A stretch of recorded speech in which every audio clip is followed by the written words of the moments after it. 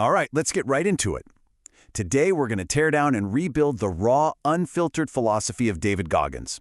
This isn't your typical feel-good motivation, no. This is about completely rewiring how you look at the world and, more importantly, how you look at yourself.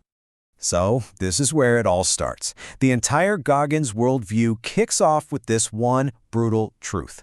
Life isn't fair. The universe does not care about your feelings. So the question isn't why things are so hard. The only question that matters is what are you going to do about it?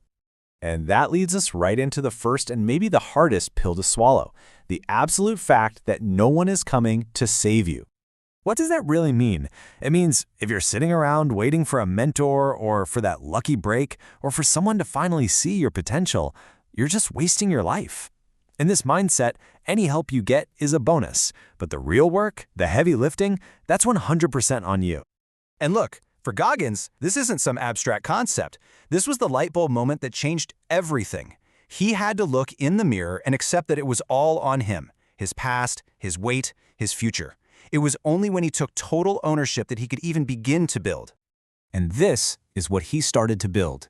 He calls it a mental toolbox. And no, you don't buy it off a shelf. You have to forge these tools yourself. Tools like raw discipline, radical accountability for your own screw-ups, and the kind of savage self-talk that pushes you when you want to quit.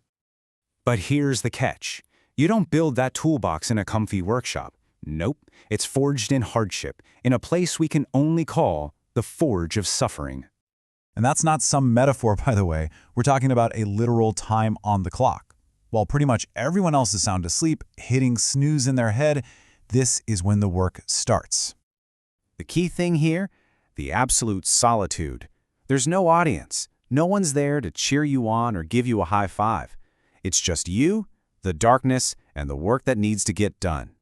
I mean, this quote right here from a guy filming him on some insane 100-mile journey, it says it all. This is not for social media. It's not for a pat on the back. It's about building real strength when nobody is watching, because that's the only time it really counts. And that right there, that's the forge. It's that lonely, uncomfortable, and frankly miserable place you have to willingly go to build the mental calluses you need to handle whatever life throws at you. Now, it's super important to get this right. The goal isn't just to suffer for the sake of it. Suffering is the gateway. It is the price of admission to a level of inner peace and self-knowledge that you just can't get any other way. You have to go through it. Which really brings us to the core challenge of this whole thing, doesn't it? It's one thing to hear about it, to nod your head and say, yeah, that makes sense. It's another thing entirely to actually be willing to walk into that forge all by yourself. Okay, so you've got this external forge, right? But that's only half the fight. The real war, the one that never stops, that's happening inside your own head. It's all about controlling your own brain. Think about it like this. Your brain, by default, is lazy. It's wired for comfort, for shortcuts, for the path of least resistance. It'll always tell you to quit. Your job is to become the drill sergeant for your own mind. You tell it where to go, you tell it how you're going to get there, and when it starts whining, you tell it to shut up. And Goggins doesn't pull any punches here. It's a dead simple, brutal equation. If your brain's desire for comfort is stronger than your will to push, you lose. End of story. Controlling your own mind isn't a neat little trick. It's everything. So, okay, if you're out there pushing yourself this hard all the time, you're obviously gonna fail. A lot. So, what do you do with that? How does this mindset handle failure? Goggins loves this Mike Tyson quote. And why? Because it's the perfect way to say that your perfect, well-thought-out plan is pretty much useless. Life is going to punch you in the mouth. What really matters is not the plan, but how you react the second after you get hit.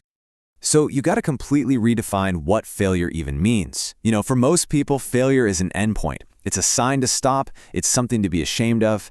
But in this world, it's just data. It's proof that you're in the arena. It's just your first attempt or your second or your third. It's part of the process, not the end of it. And that brings us to the last and maybe toughest piece of the puzzle. This isn't a 30-day challenge you can post about and then forget. This is a permanent lifestyle.